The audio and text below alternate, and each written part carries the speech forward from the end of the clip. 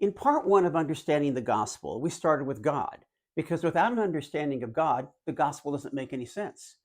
We saw that at his very core, God is a God of love. He created all people and loves every single one of them.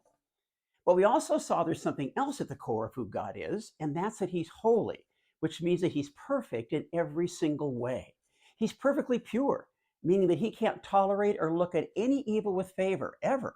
It's at the core of who he is.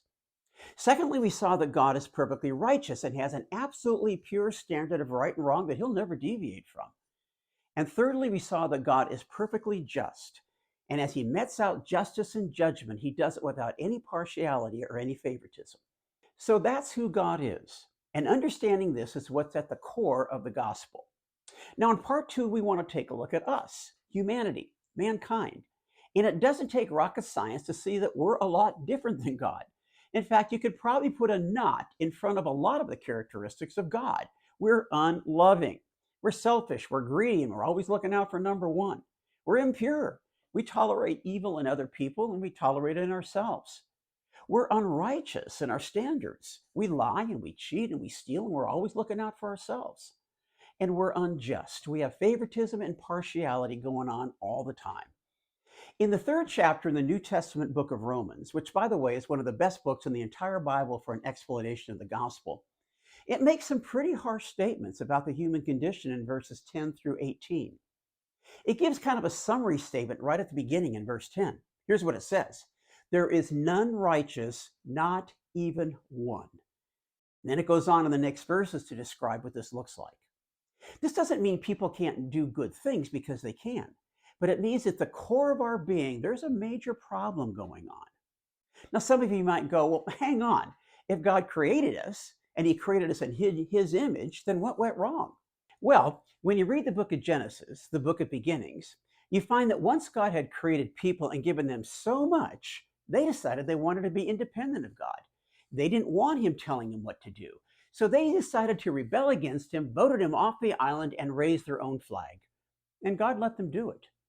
And do you know what happened? From that time on, everyone, us, all humanity, followed suit. Wanting to be independent of God, they rebel against him so they can be large and in charge and make up their own values, their own morals, and their own rules. And do you know what happens when you have 8 billion people on a planet, all making up their own rules and writing their own stories with themselves as the main character? Chaos. And as you look around, that's exactly what we have. But there's a second thing that's important to understand, because it's really what's at the core of everything. We just don't trust that God has our best interest. That when he says something, he's saying it for our good and he knows what he's doing. As you continue to read in the book of Genesis, you find that when Satan confronted Eve in the garden, that's exactly what he said to her. Hey, you can't trust God. He's way more interested in himself than he is in you. All those things he's saying, they're really just for his own benefit. If you want to have the best life, you need to jettison God and stop trusting him and begin trusting yourself. And that's what happened. And when it did, it introduced something, a word that we're probably all familiar with, but one that's often misunderstood. It introduced sin, which simply means missing the mark. Romans chapter 3 and verse 23 sums it up with these words: "All have sinned and fallen short of the glory or the standard of God."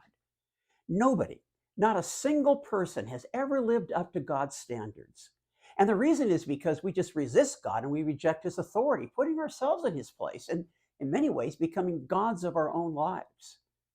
This creates a huge problem, not only in our relationships with other people, but in our relationship with God. In the next part of understanding the gospel, in part 3, we want to look closer at this problem and the obstacle that it creates in being able to relate and connect with God.